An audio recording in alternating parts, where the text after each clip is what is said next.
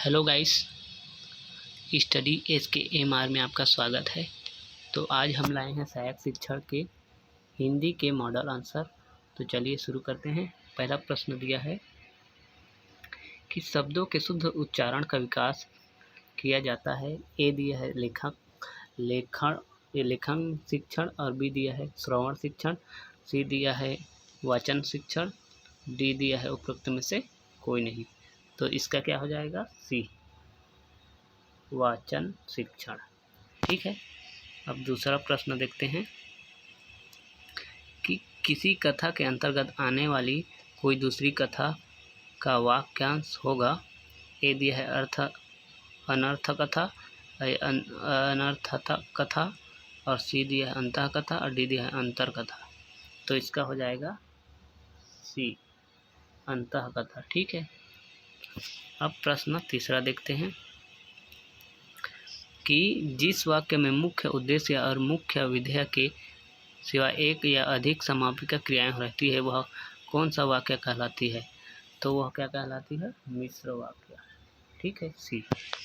अब चौथा प्रश्न देखते हैं कि अनधिगत में प्रत्यय है।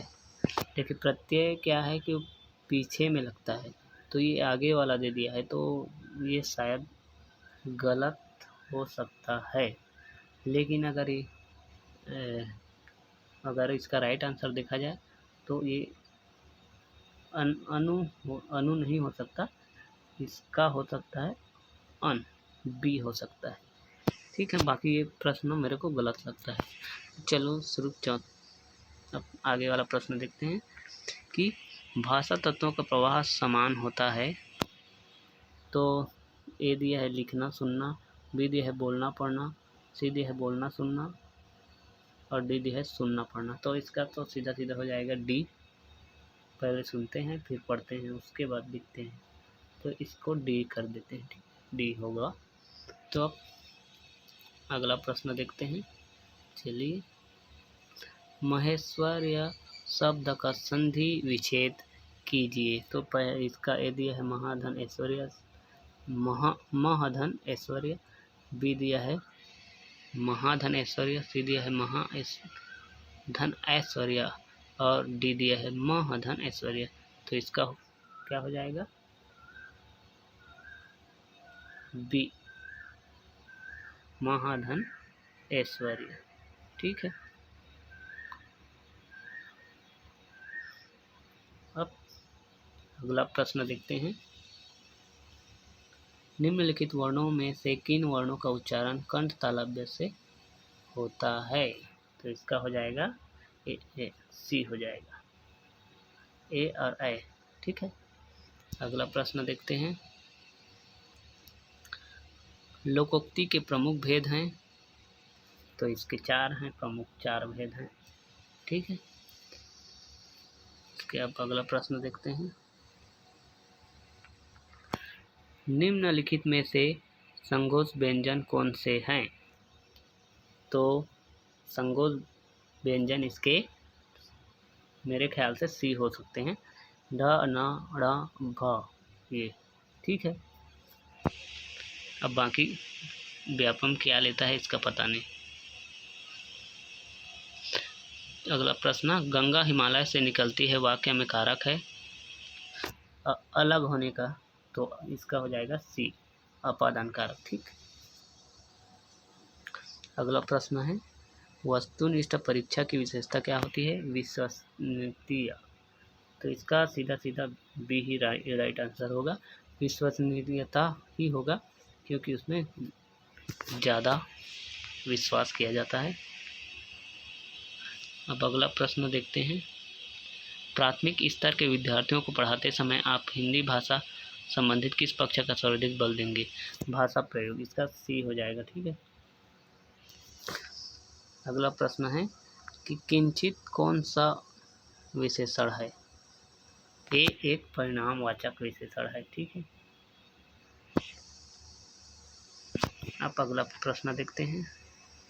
लिपि का अर्थ है वर्ण लिखने की कला। तो इसका ए हो जाएगा, वर्ण लिखने की कला। अगला प्रश्न, वह लड़का जो कल आया था पढ़ने में तेज है, इस वाक्य का सर्वनाम है, तो ये पुरुषवाचक हो जाएगा। ठीक है, लड़का।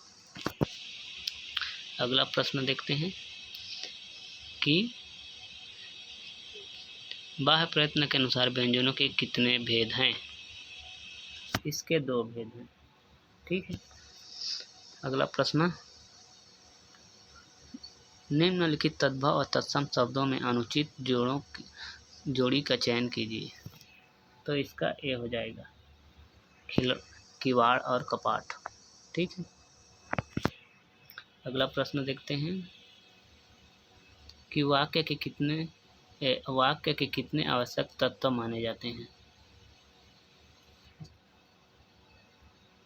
वाक्य के आवश्यक तत्व मेरे ख्याल से इसका अभी कंटेस्ट ध्यान नहीं है, 4 यानी डी हो सकता है। बाकी आप देख सकते हैं नेट से, कोई भी, मेरे को नहीं पता बाकी। अगला प्रश्न क्या है, निम्नलिखित में से कौन सा मूल्यांकन के त्रिकोण का भाग नहीं है। तो इसे सीधा ये लिख देना है, मूल्यांकन का भाग नहीं है।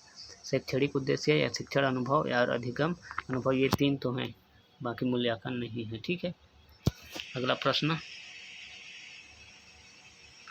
निम्नलिखित वाक्यों में से अशुद्ध वाक्य का चयन कीजिए। इसका बी हो सकता है, क्योंकि बागों में विविध रंगों के फूल थे। नहीं, बागों में विविध रंगों के फूल खिले थे। ठीक है, तो अशुद्ध वाक्य बी हो सकता है। ठीक है, अब अगला प्रश्न देखते हैं, लिखित अभिव्यक्ति का साधन नहीं है। पत्र लेखन, निबंध लेखन, नाट्य लेखन, लिखित अभिव्यक्ति का साधन नहीं है। इसका हो सकता है डी, वाद विवाद। तद्भव का विलोम शब्द अद्वैत, सी हो जाएगा। ठीक है,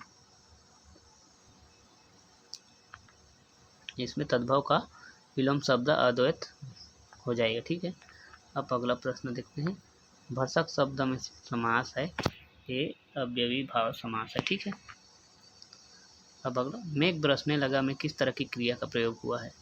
इसमें संयुक्त क्रिया की प्रयोग हुआ है। ठीक है, कलेजा फटने लगा, इस मुहावरे का अर्थ है दुख से पीड़ित होना। ठीक, सी। तो ये हुए सहायक शिक्षक के हिंदी के सामान्य मॉडल आंसर।